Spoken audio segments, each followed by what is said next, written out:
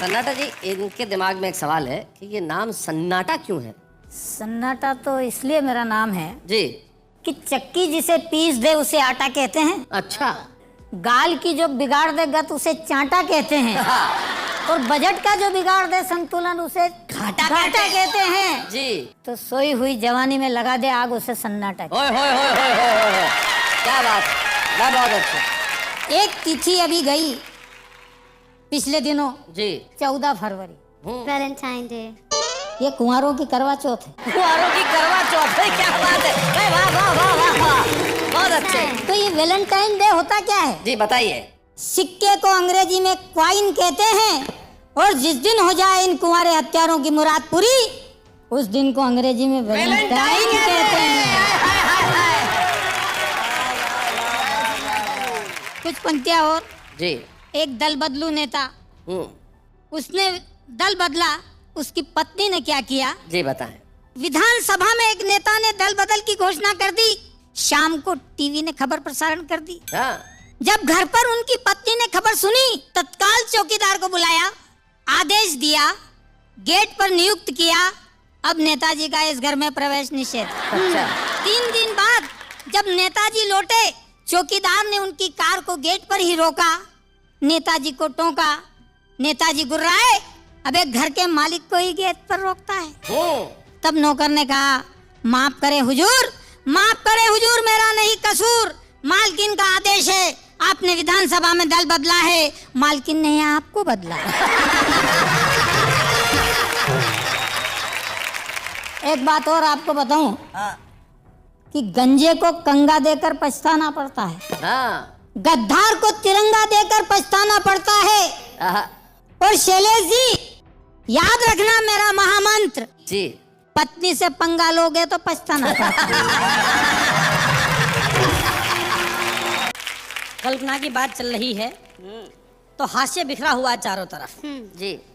आजकल तो सीडी का ज़माना आ गया, उससे पहले एक बार वीडियो कैसेट लाइब्रेरियां खुली थी और समय आजकल किसी के पास नहीं है। आदमी कम समय में ज़्यादा काम करना चाहता है, इसलिए लोग अधूरे वाक्य बोलते हैं। मुझे याद आता उस समय एक चला गया वीडियो कैसेट लाइब्रेरी में। जी। बोले भाई साहब माँ है क्या? माँ फिल्म की कैसेट मांगना चाहता था। दुकानदार बोला जी माँ तो नहीं, आज डैडी को ही देख लो। वो भी महेश भट्ट की डैडी फिल्म के बारे में बता रहा था। पीछे से दूसरा कस्टमर पहुंच गया, बोले साहब बहू रानी है। इस बार दुकानदार गच्चा खा गया, उसने सोचा घर की बहू को ही पूछ रहा है। उसने गर्दन घुमाई, आवाज मारी, बहू रानी है क्या? अंदर से लड़के की आवाज आई, बहू रानी को तो 4 दिन पहले शैलेश लोढ़ा जी ले गए। तभी शैलेश जी बहू रानी फिल्म की कैसेट लेकर आ गए। बोले अरे यार कैसी बहू रानी दे दी, इसकी तो आवाज ही ठीक नहीं है। दुकानदार बोला कोई बात नहीं, बहू रानी को यहीं रख दो, पड़ोसन ले जाओ, बिल्कुल नई आई है। मैं एक छोटी व्यंग कविता आपको सुनाता हूँ। अभी पिछले दिनों दिल्ली में एक स्थान से गुजर रहा था, मैंने देखा 2 मजदूर काम पर लगे हुए थे। एक गड्ढा खोदने का काम कर रहा था, दूसरा उसे भरने का काम कर रहा था। मैंने कहा भैया ये क्या कर रहे हो? तो एक मजदूर नहीं बताया। बोले साहब काम पर 3 लोग लगाए गए थे, एक को गड्ढा खोदना था, दूसरे को पौधा लगाना था, तीसरे को मिट्टी भरनी थी, दूसरा आया नहीं है, हम अपना काम कर रहे हैं।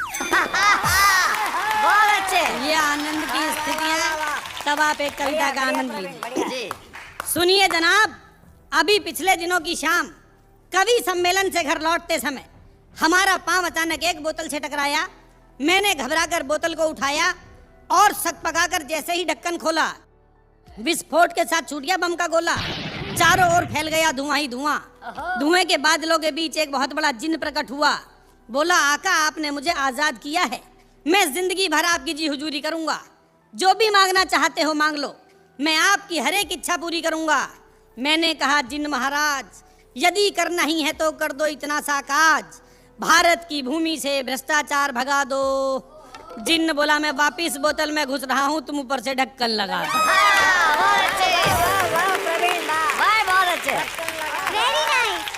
पति पत्नी के संबंध पर एक छोटी कविता सुनाता हूँ, आनंद लीजिए।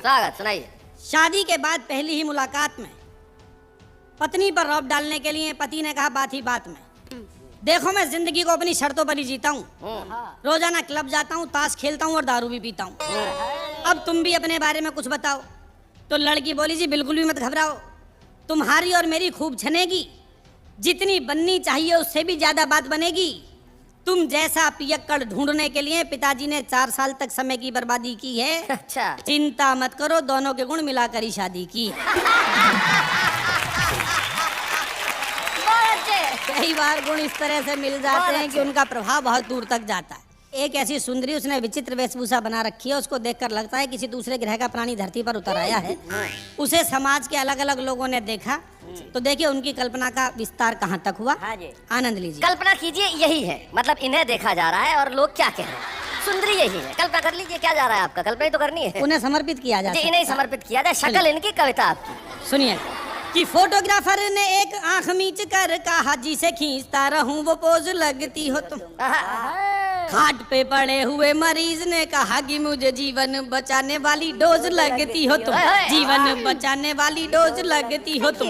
माली बोला बार बार सूंघने को मन करे। अच्छा, कि माली बोला बार बार सूंघने को मन करे, नया नया खिला रेड रोज लगती हो तुम।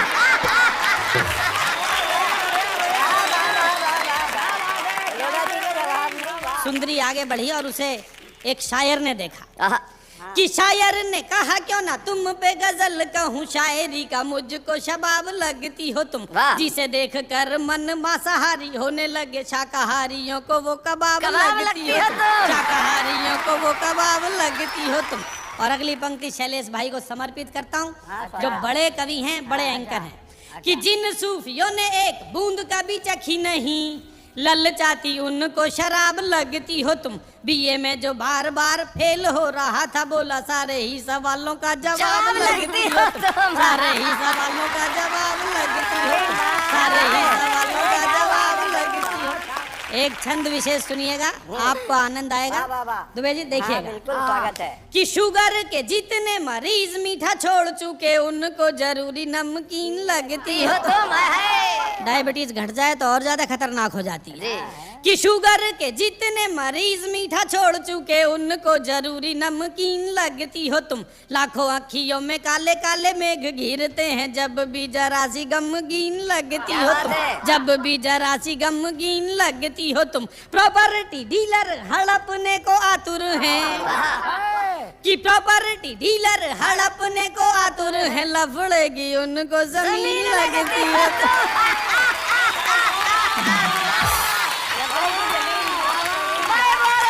और अगली पंक्ति में समर्पित नहीं कर रहा हूँ, आप स्वयं समझ जाएंगे मैंने किसे समर्पित की है। अच्छा। कि प्रॉपर्टी डीलर हड़पने को आतुर हैं, लफड़े की उनको जमीन लगती हो तुम। खाट जिनकी खड़ी हुई है कई बरसों से, ऐसे खूसटों को भी हसीन लगती हो तुम, ऐसे खूसटों को भी हसीन लगती हो तुम, ऐसे खूसटों को भी बहुत अच्छे। कल्पना का विस्तार देखिए कि कवि कहाँ तक सोचता है। हाँ भाई स्वागत है। कि तुम्हें देखते ही मन नाचने को करता है, मन का मयूर बोला घन लगती हो। वाह वाह वाह। घन मतलब बादल। बादल, आप जानते हैं कि बादलों को देखकर मोर का नाचने का मन करता है। कि तुम्हें देखते ही मन नाचने को करता है, मन का मयूर बोला घन लगती हो तुम। जिसके समीप आके शीतलता मिलती है, सर्पों को चंदन का वन लगती हो तुम, सर्पों को चंदन का वन लगती हो तुम। परेशान जिसे आए कर वाले करते हैं, कि परेशान जिसे आए कर वाले करते हैं, उसे एक नंबर का धन लगती हो तुम। नेता बोला मार दूंगा सबको तुम्हारे लिए, मुझको तो संसद भवन लगती हो, मुझको तो संसद भवन लगती हो, मुझको तो संसद भवन लगती हो, मुझको तो। भाई क्या बात है भाई, वाह वाह वाह।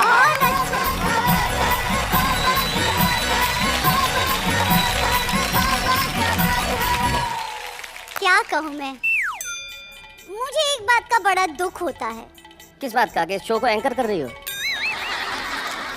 कल्पना कभी सच क्यों नहीं हो सकती? कल्पनाएं सच हो सकती हैं, होना चाहती भी हैं, लेकिन दिक्कत हो जाती है। क्या?